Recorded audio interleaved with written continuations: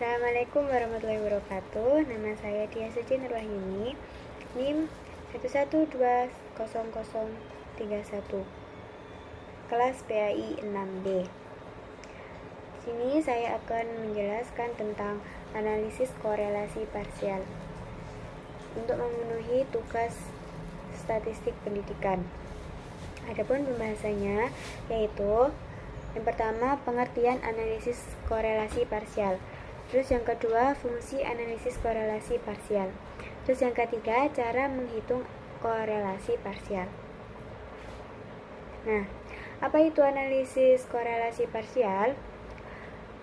Korelasi yaitu salah satu teknik statistik yang digunakan untuk mencari hubungan antara dua variabel atau lebih yang sifatnya kuantitatif. Sedangkan pengertian parsial dalam penelitian adalah pengujian untuk meneliti pengaruh dari tiap-tiap variabel independen terhadap variabel dependen, yang pada umumnya menggunakan uji T statistik atau uji Z statistik. Dapat diartikan bahwa korelasi parsial adalah suatu metode pengukuran yang erat hubungan atau korelasi ini antara variabel bebas dan variabel tak bebas, menggunakan pengontrol salah satu variabel bebas guna melihat korelasi natural di antara variabel yang tidak terkontrol tersebut. Satu buah variabel yang menjadi bukti akan berpengaruhnya ini dikendalikan maupun dua tetap atau menjadi variabel kontrol. Apa sih fungsi korelasi parsial? Analisis korelasi parsial atau partial correlation digunakan untuk mengetahui hubungan antara dua variabel di mana variabel lainnya yang dianggap berpengaruh dikendalikan atau dibuat tetap atau sebagai variabel kontrol. Adapun contoh kasusnya yaitu seorang dosen ingin mengetahui apakah ada hubungan antara IQ dengan nilai IPK mahasiswa dengan motivasi berprestasi sebagai variabel kontrol. Guna keperluan penelitian ini, maka dosen tersebut mengumpulkan data-data yang dibutuhkan menggunakan kuesioner untuk 12 orang sampel atau responden penelitian. Adapun tabulasi data penelitian yang dimaksud dapat dilihat pada tabel berikut ini. Nah, ini ada tabel IQ, IPK, sama motivasi. Yang jumlah populasinya ada 12. Selanjutnya, bagaimana langkah-langkah analisis korelasi parsial? Pertama-tama, kita membuka SPSS-nya terlebih dahulu. Terus klik variabel data. Terus beri nama variabelnya. Yang pertama nama IQ. Terus kemudian kasih nama IPK. Terus yang ketiga kasih nama motivasi.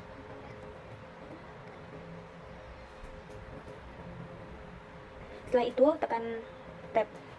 Dan secara otomatis akan muncul di kolom type numerik. Pada kolom width isikan angka 8 dan pada desimal isikan angka 0. Nah, sedangkan kolom labelnya dapat diisikan keterangan untuk melengkapi kolom. Pada kolom IQ dikasih nama IQ mahasiswa. Terus pada kolom IPK dikasih nama nilai IPK. Terus kemudian pada kolom motivasi kasih nama motivasi berprestasi. Setelah pengisian selesai, klik data view. Untuk mengisikan data, isikan data di atas pada kolom IQ, IPK, dan motivasi.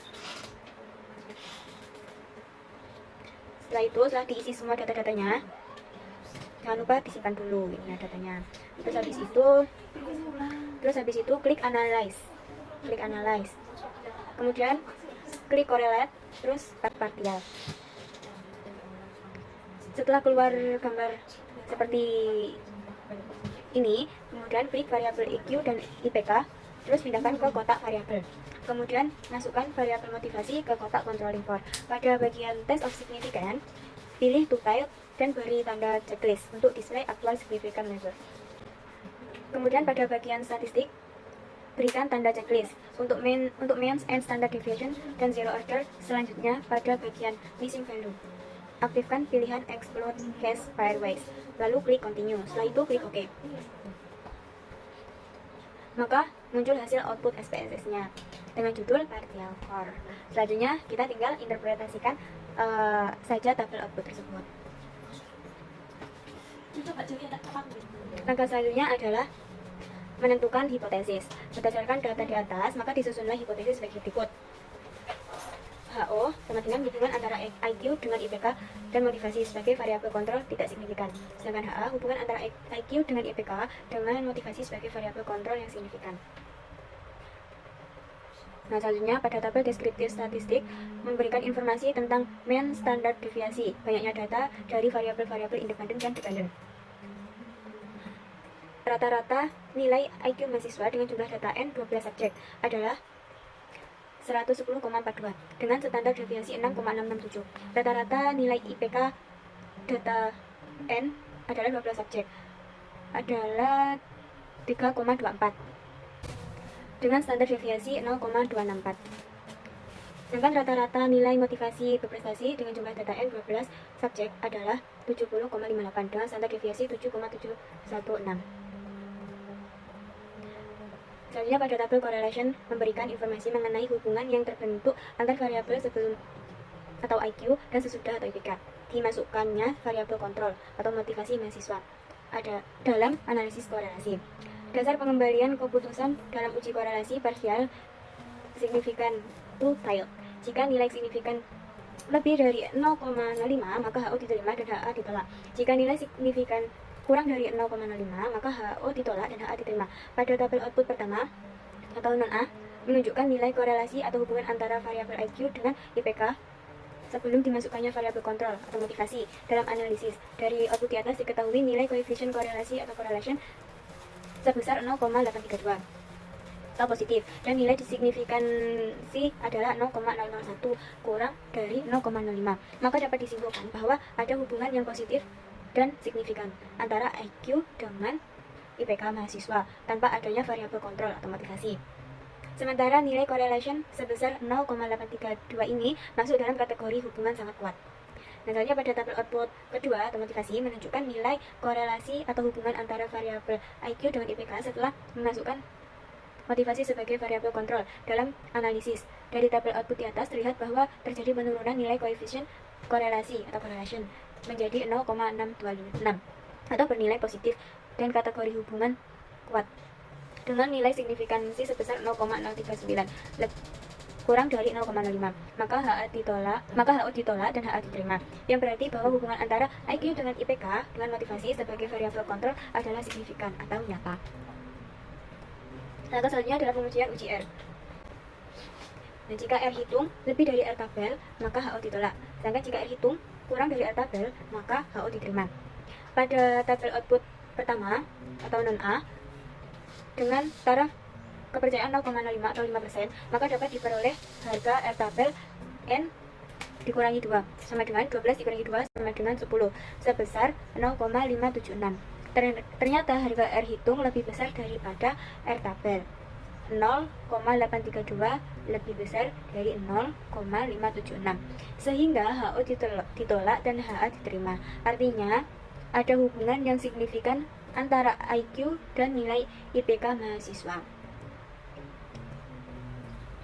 Pada tabel output kedua atau motivasi, sebelum menggunakan tabel R, perhatikan terlebih dahulu jumlah siswa dan degrees of freedom atau DF atau derajat kebebasan, yaitu DF sama dengan N kurangi K dikurangi 1. Artinya N sama dengan jumlah siswa, K sama dengan jumlah variabel. Maka DF sama dengan 12 kurangi 2 kurangi 1 sama dengan 9.